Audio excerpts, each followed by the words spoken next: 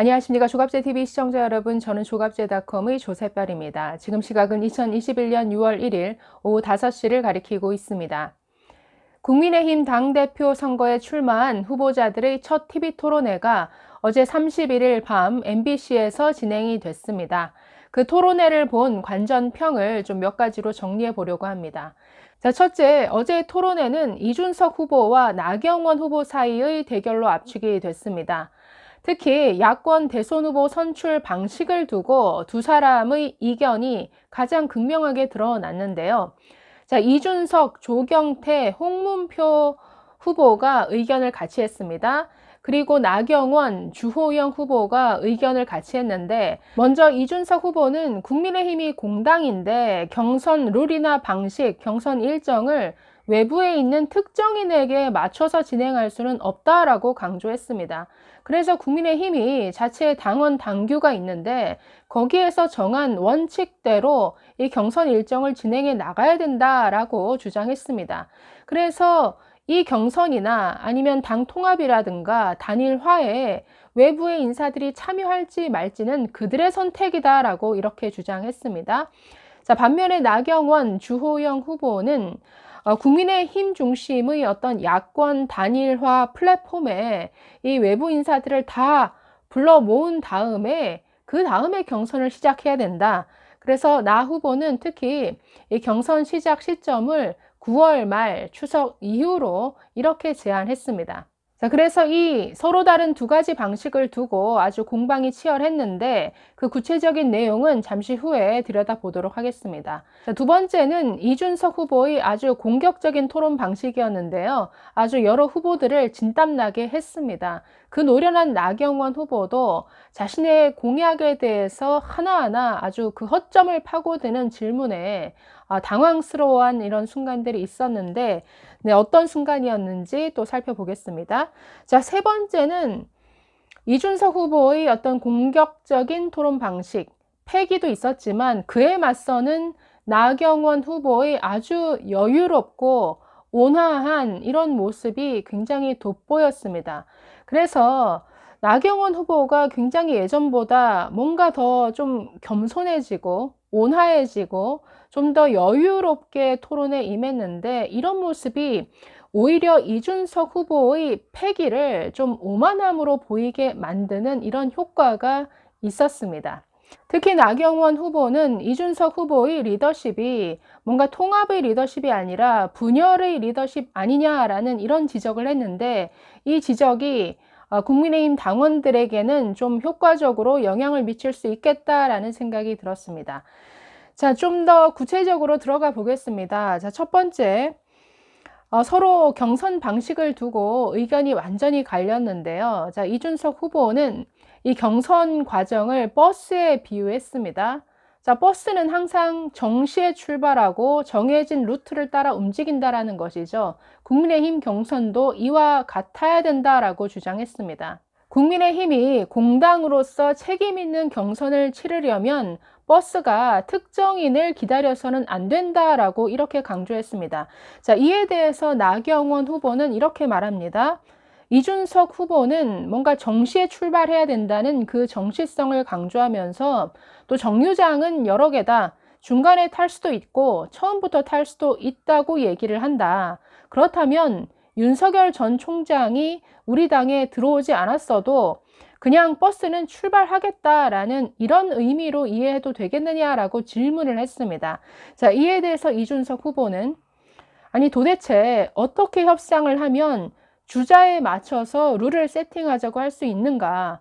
윤석열이라는 이름을 이 자리에서 거론하는 순간 나경원 후보께서는 머릿속에 윤석열밖에 없다는 것을 증명하는 것이다 라고 이렇게 맞받아 쳤습니다. 자, 이에 대해서 나경원 후보 다시 이렇게 말합니다.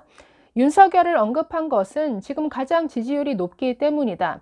자, 이준석 후보 말대로 우리 후보만 버스에 태워서 출발시키면 그 버스에 탈 사람 지금 우리 당내에 있는 원희룡, 유승민 정도인데, 그렇게 되면 외부에서 들어오려고 하는 분들이 공정성에 의심을 가질 수가 있고 다른 후보가 들어오는 것을 오히려 막는 이런 장애물이 될 수 있다라고 강조했습니다.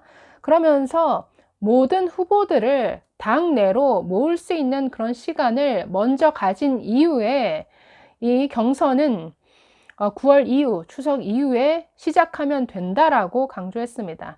자, 계속해서 이준석 후보는 지난 서울시장 보궐선거 때처럼 하면 된다라고 강조했습니다. 자, 지난 서울시장 선거 때 우리는 정해진 시간에 버스를 출발시켰고 거기에는 나경원 후보도 타고 있었다. 자, 밖에 있는 후보가 있음에도 불구하고 그냥 버스를 출발시켰다는 것이죠. 그럼에도 불구하고 저희는 공정한 경쟁에 따라 후보를 선출했고 나중에 필요에 따라서 단일화를 했다. 그리고 우린 이겼다.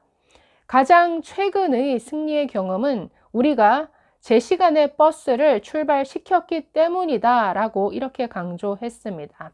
자, 이에 대해서 나경원 후보 또 반박합니다. 지난 서울시장 선거와는 훨씬 복잡한 것이 대선이다. 실질적으로 밖에 있는 후보가 우리 당에 들어올 것이냐 말 것이냐가 굉장히 중요하고 안철수 국민의당과의 그 당 통합의 문제도 있다라고 지적했습니다. 그러면서 저희 스케줄을 지나치게 빨리 정해서 빨리 출발시켰을 경우에는 통합의 과정이 어려울 수 있다라고 하면서 9월 말 추석 이후에 경선을 시작하겠다라고 이렇게 밝혔습니다. 자, 두 번째, 이준석 후보의 공격적인 질문이 상대 후보들을 굉장히 당황시켰다라고 했는데요.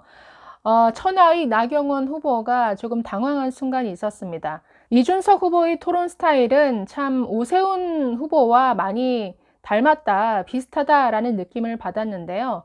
나경원 후보의 그 공약의 허점을 아주 잘 파고들었습니다. 자, 예를 들어서 청년 할당제에 대해서 질문을 했습니다. 지역구의 청년을 의무적으로 한 명씩 배치한다면 당신이 있는 그 동작구에는 어느 구에 그럼 청년을 배치할 거냐. 자, 이것은 어떤 문제점을 드러냈냐면 청년을 임의로 다 할당한다고 했을 때 그 지역에서 오랫동안 열심히 일해온 기존 당원을 배제시키는 이런 부작용을 낳는다라는 것이죠. 그렇기 때문에 일률적인 할당제는 문제가 있다라는 이런 문제 제기를 한 것인데 여기에 나경원 후보가 아주 좀 당황한 듯이 보였습니다. 자, 마지막으로 세 번째, 나경원 후보는 이준석 후보의 리더십을 문제 삼았습니다. 저는 이게 굉장히 효과적인 공약이었다라는 생각이 드는데 나경원 후보는 시종일관 굉장히 여유로운 모습을 보였습니다. 이전보다 훨씬 온화해지고 부드러운 모습으로 보였는데요. 이런 모습이, 이런 태도에 있어서 오히려 이준석 후보의 어떤 패기가 뭔가 패기가 아니라 좀 오만함으로 비춰줄 수 있게끔 뭔가 이렇게 드러내는 나름의 방식이었다라는 생각이 듭니다. 자, 그 리더십을 어떻게 지적을 했느냐? 이렇게 지적합니다. 그동안 문재인 정부가 얼마나 분열과 갈라치게 하는 이런 리더십이었느냐. 그래서 지금 우리는 뭔가 통합의 리더십이 필요한데 이준석 후보를 보고 있으면 뭔가 세대를 가르고 남녀 사이를 가르는 이런 분열의 리더십을 보이는 것 같다라고 지적을 합니다. 그러면서 최근 있었던 이준석 그리고 진중권 전 동양대 교수와의 어떤 젠더 갈등을 가지고도 또 이렇게 질문합니다. 진중권 교수는 뭔가 이준석 후보가 트럼피즘을 닮았다라고 하더라. 트럼피즘은 백인 그리고 하층 노동자의 어떤 분노를 이민자들에 대한 혐오로 치환시킨 것인데 우리는 모든 갈등이나 분노를 그런 식으로 해결하는 것은 올바른 해결책이 아니다라고 이렇게 강조합니다. 그러면서 청년 할당제, 여성 할당제 다 폐지해야 된다라고 주장하는데 이것이 뭔가 트럼피즘으로 보일 수 있다라는 것이죠. 실력주의를 강조하는 것도 좋은데 어느 정도 완전한 공정이 이루어지기 어려운 부분에서는 뭔가 이런 것도 보완적인 제도로 필요하다. 그런데 뭐 무조건 이거를 다 없애야 된다라고 하는 것은 너무 나간 것 아니냐. 이런 식의 지적을 했습니다. 그래서 뭔가 이준석 후보의 리더십이 너무 트럼프와 같은 이런 분열로 치달을 그 우려에 대해서 지적하는 이런 목소리를 냈습니다. 자, 그래서 이번 토론회는 다른 훌륭한 후보들의 좋은 얘기들도 있었지만 역시나 이준석 후보와 나경원 후보 사이의 대결이었습니다. 둘 모두 아주 팽팽하게 지지 않는 아주 흥미진진한 좋은 경쟁의 모습을 보였다라는 생각이 듭니다. 또 다른 토론회도 한번 또 지켜보시기 바랍니다. 감사합니다.